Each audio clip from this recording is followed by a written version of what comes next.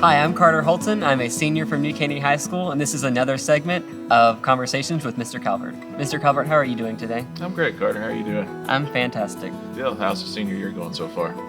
My teachers have told me for 4 years that senior year is just going to fly by, and I never quite believed them, but I'm definitely seeing it now. I know this is your second full year as superintendent, so how's this year going for you so far?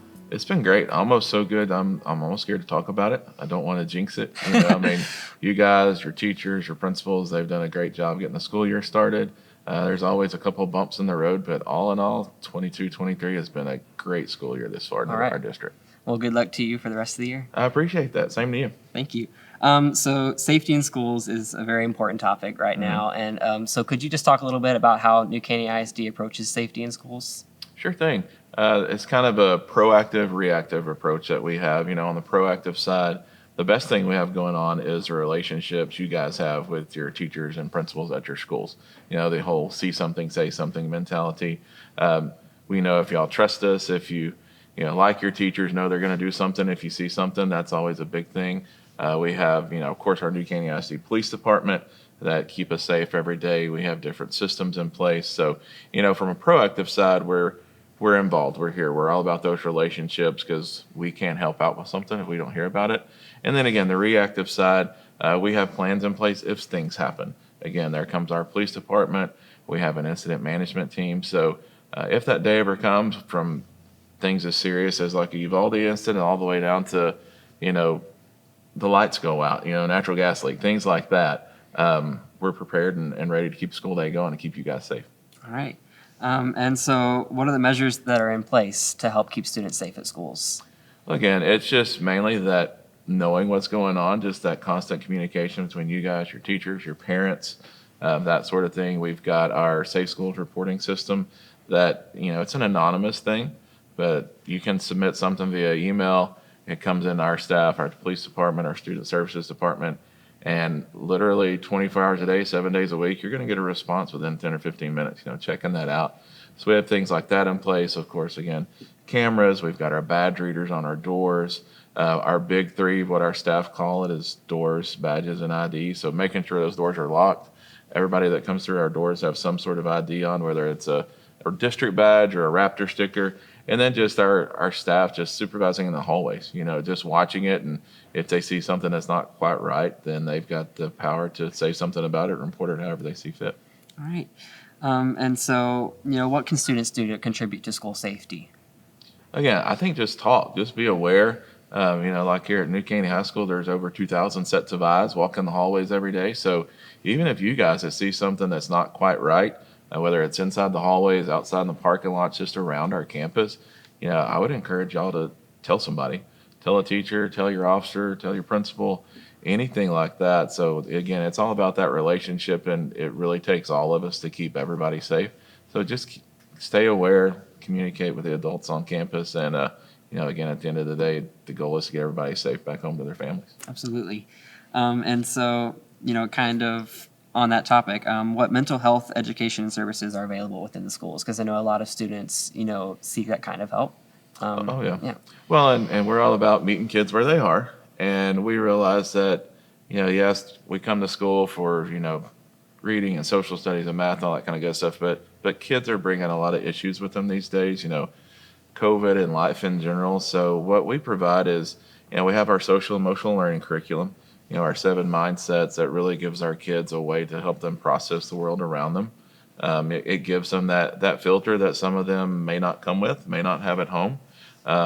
We've done some things here recently where our school counselors, they actually get to be a counselor, not just like a testing coordinator or anything like that. And then we recently created a crisis counselor team. And so like if a student comes in, they're just having a really bad day, something's going on, then we can immediately respond to them in the moment. So, the mental health is a big component of it for our students, and honestly, sometimes our staff too. People are coming in with a lot of concerns and worries. We're seeing that coming back out of COVID. And so we have those support services there, and if we don't have it, we have contacts with different agencies around the county that we can get people the help they need from, just to help their mental health. And I also know that it's important to note that, these mental health services aren't only for when an issue with a student has already gotten bad, it Right. can also be preventative. Oh, absolutely. And that's the goal in all of them. It's just, do something before it escalates. You're 100% right. And, again, your staff, your teachers, they know y'all better than anybody. And, they can tell when a kid's having a bad day. And so they may need to redirect them to the counselor's office or, wherever that role model is for that kid on campus, whether it's a coach, a band director, anything like that. So they know y'all well enough, and hopefully we can be proactive and see that as well. All right. New Caney ISD recently received a grade of B from the Texas Education Agency for last year. So can you talk a little bit about just what this letter grade means and, how it's determined and things like that? Sure. There's a lot of variables that go into that. There's domains that TEA has that, again, it's a test. It's, test, attendance, things of that nature. And so where we scored the majority of our points was in domain 2. It was growth. And so last time we had a score, pre-COVID, was kind of our baseline. Then we came out of there and we showed a lot of growth. And so honestly, that's a huge testimony to you guys as students. Our teachers, they did a phenomenal job of just getting kids back used to being in school. And so, that B represents a lot of hard work, and it doesn't paint the whole picture of everything that's going on in our district. But, it really quantifies what our teachers done, the work they've done, the leadership our principals and administrators have showed. We had, a couple of campuses that went from an F to an A. That's Sorters Mill Elementary. So they showed a lot of growth there. Ben's Branch Elementary went from a C to an A. And Infinity Early College, they maintained their A rating. So it was very important for us to show growth, and those ratings reflected that, on a campus basis as well overall as a district. Aside from the letter grade, what does New Caney ISD use to determine if students are being successful? I think one important note is that we are bigger than just that letter grade. 1, 2, 3 days of testing, EOC, stuff like that that doesn't begin to paint the picture of the work that y'all do every day on the campus level. You're, again, teachers, administrators, students, that those 2 or 3 days of testing doesn't reflect all the hard work you've done. So what we do is we look at all of our programs across the district. I know, for instance, you being involved in band, y'all are going to area, you're getting better, your numbers are growing, the contests that y'all are winning, your scores are going up, that sort of thing. You look at our athletic teams, wins and losses are nice, but, look at the academic success of our athletes. And again, going back to band, we just had the East Montgomery County Fair, and, one of our students won Grand Champion Steer. That's kind of like the big prize out there. So, we take a snapshot of everything going on in the district, not just that letter grade, but all the things that make it successful, attendance rate, teacher student, retention, things of that nature. Of course, our growth, people want to come to New Caney. We got good things going on. So there's a lot of great things going on outside of those 3 or 4 tests that we take.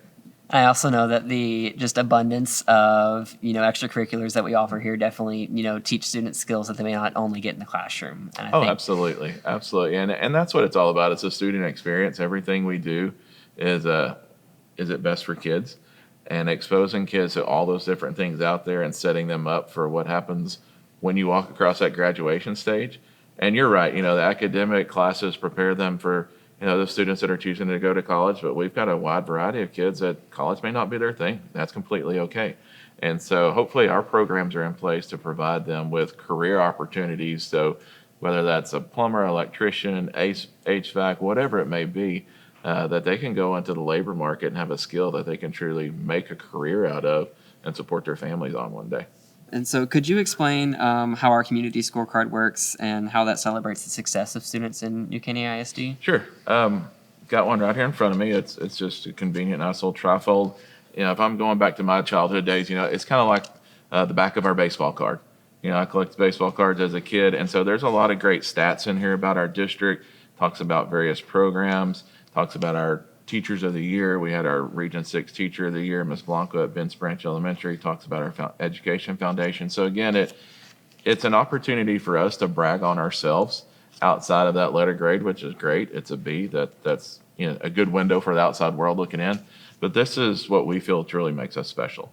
The rating is important, but all the programs, all the information that's contained in here, it is what it says it is. It's a community scorecard. And so the things reflected in here are things that we know are important to our community, which they see it makes us successful as a district.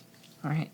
Well, Mr. Calvert, thank you for your time today. I really appreciated talking to you. Sure. I appreciate you stepping up to do this. Appreciate New Caney High School hosting us to do this. So I've got a question for you before we finish. All right. So those of us that work with your dad, we know he is a very competitive person.